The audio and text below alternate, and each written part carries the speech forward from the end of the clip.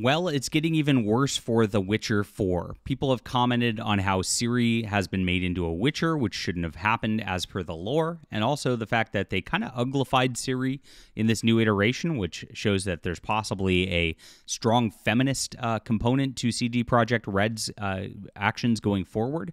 And now it looks like the franchise and lore designer is a former games journalist who wants to punch gamers. So this is the trifecta of just it's over. And I think at this point, we talked about a potential boycott of this game happening yesterday. I think gamers are obliged to do so at this point. I think The Witcher is a dead franchise.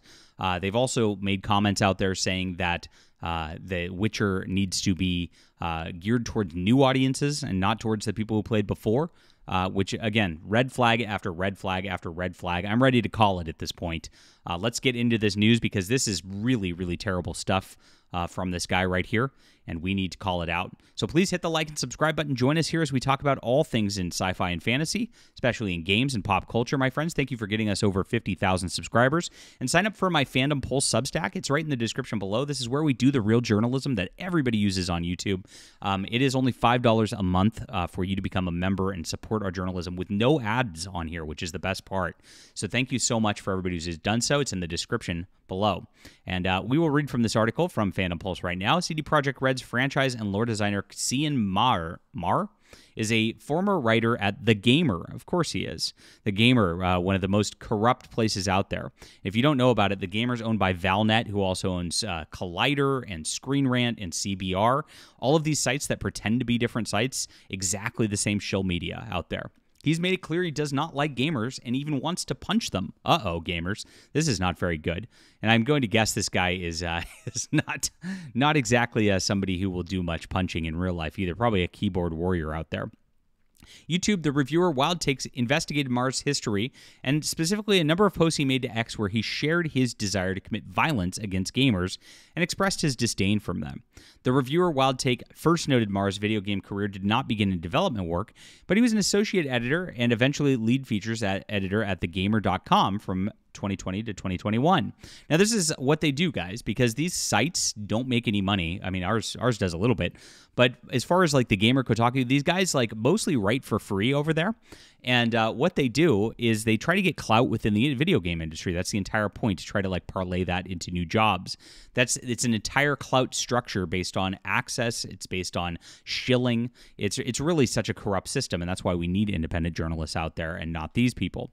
He then became associate editor at GLHF Entertainment AB, which he describes itself as the company that provides best-in-class written and video content to some of the world's biggest publishers. He only stayed there 4 months before becoming a games consultant. In August 2022 before joining CD Projekt Red. Now, he began digging into his post history on X by doing simple keyword searches for gamers and others, which quickly populates how much disdain he has for gamers. Pretty normal for the shill media industry. If you look at anybody at Kotaku, at IGN, you could tell how much they hate gamers. They see that gamers rather constantly. This is the same industry that spawned Alyssa Mercante and the like, who just attacks everybody over and over and over again for not wanting woke crap like permeating their video games. It's pretty simple. But they keep doubling down on this stuff, and they keep going, and here we go. So he posts an Bernie Sanders memes. I am once again asking for you to stop being toxic little weirdos. This is the CD Projekt Red lore manager, guys.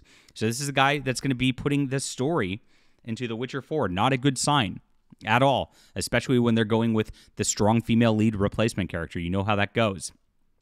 So this person says, I'm quite unknown. I ran away to law school because it was easier than dealing with gamers. And then he says, law school easier than dealing with gamers, says everything anyone needs to know about this gig.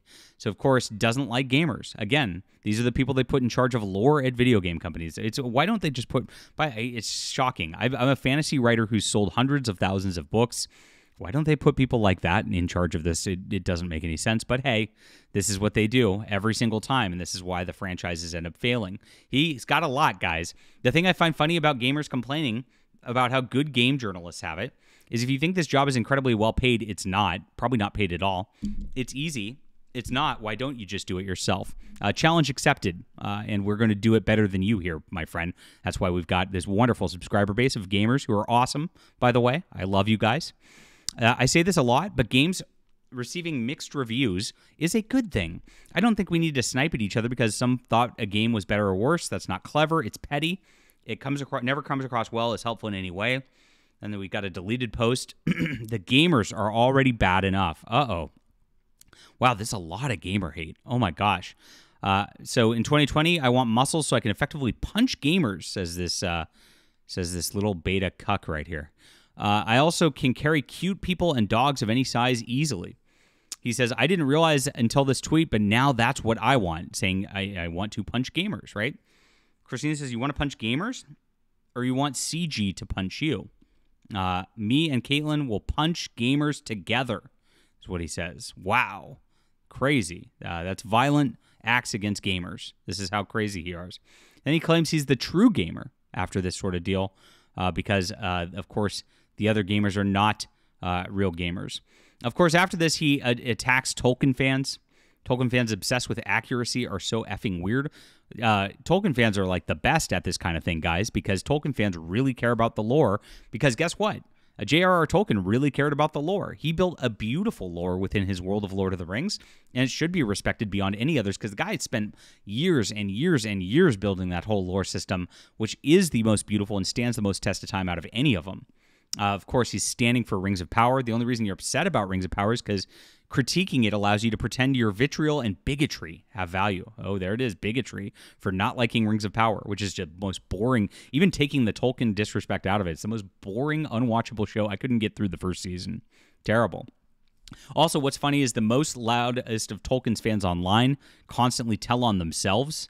They love using that word, tell on themselves. You've read the books, yeah, so you know as Sam has dark skin. How accurate was it to cast Sean Astin then? What's that? Speak up. He does not talk about that. Then regarding the Witcher show, he says, annoys me when people say Netflix's Witcher's writers don't respect the lore. They made sweeping changes, yes. Okay, full stop, bro. That means they didn't respect the lore. Of course, some of them have been questionable. Others have been outright bad, of course. But it's crystal clear that they love and respect Sapkowski's books. That is lazy criticism. But you just said they made sweeping changes, so obviously they didn't respect it. That's what we're saying. Oh my gosh, this keeps going.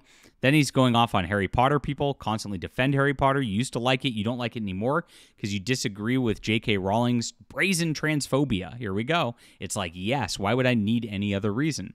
Notice quite the opposite of what he says about Tolkien. Like, he blames Tolkien fans for wanting accuracy, calls them bigots for wanting accuracy and wanting to be like Tolkien. But he knows he can't attack Tolkien like that or he's going to get some flack. So now he's going to just go ahead and go after J.K. Rowling because it is the virtue signaling thing to do. It doesn't even care about the property, doesn't even care about the books, and that's how it is. Here it is. If you're an adult who loses their mind, it's his mind, sir, at the concept of pronouns, because there is a term for plural people, which means there's like demonic entities or something, because you can't be plural and a single person. Everyone, everywhere, throughout all of history is used every single day. There's something wrong with your life.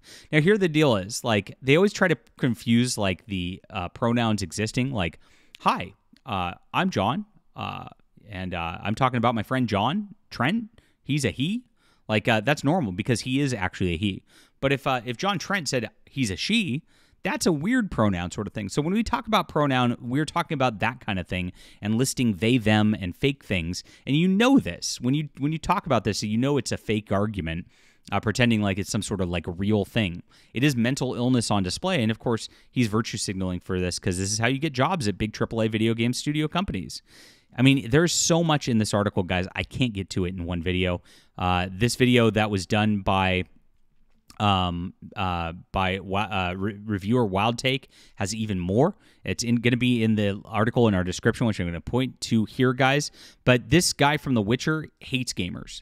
He hates everything good. He hates everything good about storytelling and fantasy. You can tell. He hates all the good people like J.K. Rowling, like J.R.R. Tolkien. And so if he's the guy who's designing the lore for the feminist replacement Witcher, and they're already trying to get new gamers and new people to the franchise, and they're already trying to uglify the game, you know exactly what's going to happen with this. This is not going to be a good installment. The storyline is going to be terrible. It's going to be filled with wokeness, and it's going to get worse as it goes along. So this is who they've got. They hate gamers. They hate you. Act accordingly, my friends. This needs to be a failure at this point. The boycott needs to happen of The Witcher 4. It is over. All right. Leave a comment down below with what you think about this. Please hit the like and subscribe button, my friends, and do sign up for our Fandom Pulse Substack in the description below. We'll be back soon.